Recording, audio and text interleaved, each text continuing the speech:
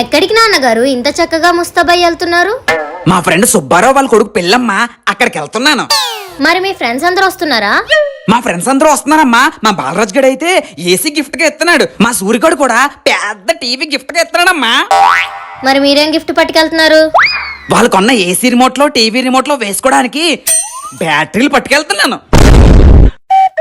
నాన్నగారు మీ ఫ్రెండ్స్ అందరూ అంత రిచ్ గా గిఫ్ట్లు పట్టుకెళ్తుంటే మీరు చీప్ గా బ్యాటరీలు పట్టుకెళ్తారా? చింతల్లి, నన్ను నా గిఫ్ట్ ని తక్కువ అంచనా వేయకు. వాళ్ళంత పెద్ద గిఫ్ట్ కొన్నా ఈ చిన్న బ్యాటరీ లేదే అవేవి పనిచేయవు. అన్ని డబ్బులు ఖర్చు పెట్టి ఏసీలు టీవీలు కొన్నోళ్ళు 10 రూపాయలు ఖర్చు పెట్టి బ్యాటరీలు కూడా కొనలేరా?